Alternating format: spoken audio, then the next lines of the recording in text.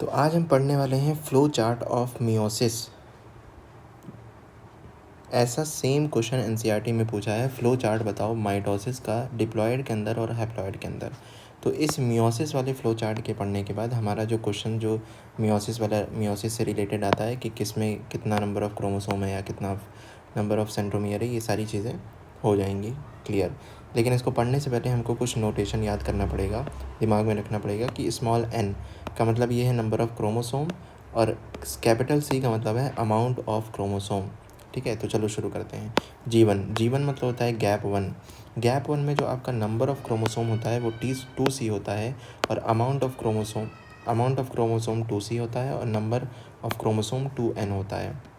अब हम सबको पता है कि एस फेज़ में आपका डुप्लीकेशन होता है और हमको ये भी पता है कि डुप्लीकेशन की वजह से अमाउंट पे फ़र्क पड़ता है, अमाउंट डबल हो जाता है, बट ये जो नंबर ऑफ क्रोमोसोम है वो 2n का 2n ही रहता है। देखो यहाँ 2n था, ये भी 2n ही है। ठीक है, लेकिन G2 में क्या होता है, G2 में साइटोप्लाज्मिक ग्रोथ होता है, बट न्यूक्लियर मटेरियल पे या न्यूक्लियस के अंदर जो भी चीज़ें हैं डीएनए पे कोई भी फ़र्क नहीं पड़ता है।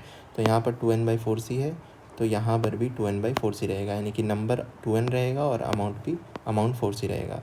अब प्रोफेज में क्या होता है, कंडेंसेशन स्टार्ट होता है। कंडेंसेशन के बाद इसमें आपका लिप्टोटीन आ जाए, जाइगोटीन आ जाए, पैकाइटीन आ जाए, डिप्लोटीन आ जाए या डाइकाइनेसिस आ जाए, इन सब के अंदर जो डीएनए नंबर ऑफ डीएनए और अमाउंट ऑफ डीएनए का जो रेशियो रहेगा वो आपका 2n/4c ही रहेगा। ठीक है, फिर उसके बाद आ जाता है मेटाफेज़ वन में भी सेम रहेगा, भले से वो क्या हो जाए, मेटाफेजल प्लेट में ऐसे अरेंज हो जाए, लेकिन नंबर और अमाउंट जो है आपका सेम रहेगा। नंबर और अमाउंट क्या रहेगा, सेम रहेगा। नंबर और अमाउंट आपका मेटाफेज़ वन में भी सेम रहेगा। उसके बाद आता है एनाफेज़ वन में भी सेम रहेगा, क्योंकि अभी ये जो सेंट्रोमियर था, ये जो अभी सेंट्रोमियर की बात नहीं है, ये जो होमोलोगस क्रोमोसोम था ये आपका स्प्लिट नहीं हुआ है। एनाफेज़ में स्प्लिट नहीं होता। किस में स्प्लिट होता है, सॉरी स्प्लिट तो हो जाता है एनाफेज़ में स्प्लिट तो हो जाता है, भले स्प्लिट भले हो जाता है, लेकिन वो एक सेल के अंदर रहता है ना, एक सेल के अंदर ही तो चीज़ें हैं ना भाई। अमाउंट और नंबर तो सेल के अंदर ही है ना। मतलब कि स्प्लिट भले हो गया ऐसे करके, स्प्लिट भले से हो गया है, बट अमाउंट और नंबर एक सेल के अंदर ही तो है ना। अब बाहर थोड़ी लीक थोड़ी हो गया है कि कम हो जाएगा, तो उतना ही रहेगा 2n/4c एनाफेज़ के अंदर। ठीक है, फिर टीलोफेज़ में ईच न्यूक्लियस, क्या मतलब है इसका, कि जैसे टीलोफेज़ ये है तो टीलोफेज़ में 2 गुच्छा बन जाता है, एक गुच्छा इधर एक गुच्छा इधर, मतलब 2 डॉटर न्यूक्लियस बन जाते हैं। ठीक है, एक गुच्छा इधर बन गया, एक गुच्छा इधर, तो हर एक गुच्छे में जो नंबर ऑफ क्रोमोसोम है वो n चला जाता है और अमाउंट ऑफ क्रोमोसोम 2c हो जाता है। ठीक है, यानी कि इसका जस्ट क्या हो जाता है, आधा हो जाता है। जाहिर सी बात है कि एक चीज़ यहाँ पर थी, अब ये गुच्छा आधा आधा डिवाइड हो गया, आधा इधर चला गया, आधा इधर चला गया, तो एनाफेज़ का टीलोफेज़ में जस्ट ईच न्यूक्लियस में हाफ हो जाता है। ठीक है, फिर आ जाता है आपका साइटोकाइनेसिस में ये जो गुच्छा बना हुआ था, एक गुच्छा इधर था एक गुच्छा इधर, ये पूरा सेल डिवाइड हो जाता है, तो आधा इधर चला गया आधा इधर चला गया। ये तो हो गया आपका मियोसिस वन। यहाँ पर आपका मियोसिस वन इतना जो है आपका मियोसिस वन हो गया, आपका मियोसिस वन। ठीक है, नेक्स्ट आ जाओ मियोसिस टू में प्रोफेज़ वन से स्टार्ट होता है, जिसमें नंबर ऑफ क्रोमोसोम n और 2c है, यहीं से स्टार्टिंग होगी। अब ये जो है मियोसिस टू जो है आपका पूरा मेटाफेज़ की तरह ही सेम होता है। एनसीईआरटी की लाइन भी है कि जो आपका मियोसिस टू है वो मेटाफेज़ की तरह एकदम होता है। ठीक है, अब क्या होता है इसमें, जैसे n और 2c है प्रोफेज़ में, अब मेटाफेज़ में मेटाफेज़ल प्लेट बनेगा, इसमें भी n और 2c रहेगा।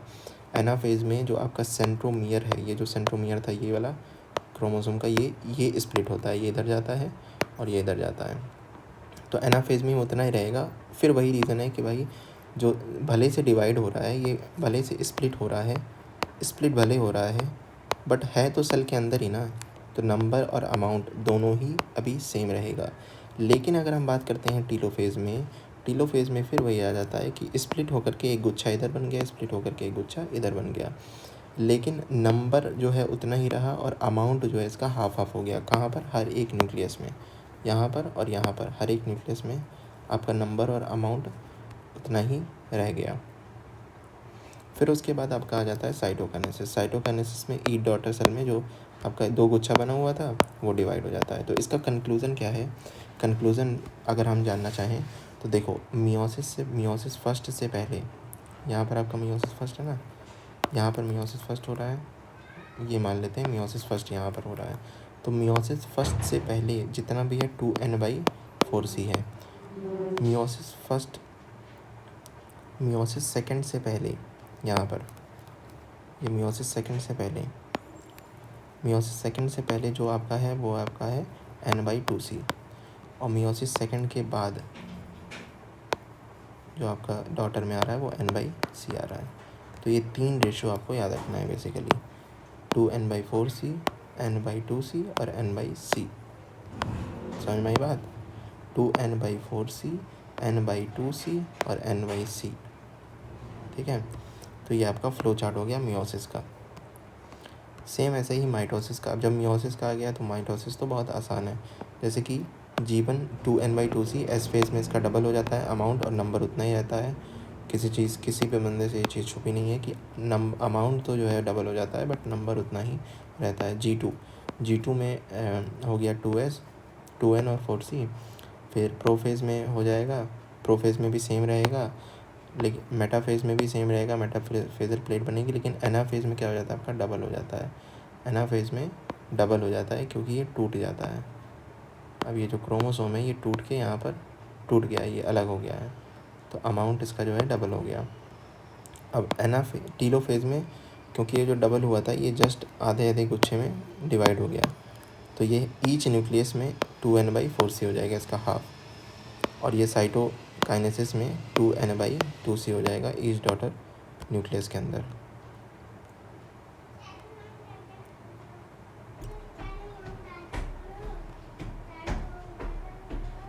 अच्छा, यहाँ पर होगा आपका 2n होगा, एक चीज़ गलत मैं बताने जा रहा था, 2n/2c होगा। क्यों? क्योंकि ये स्प्लिट हो गया है यहाँ पर, तो ये अलग, ये 2n/2c हो जाएगा, फिर इसका जस्ट हाफ ही हो जाएगा। तो यहाँ पर हमारा ये ख़त्म हो जाता है। Thank you so much.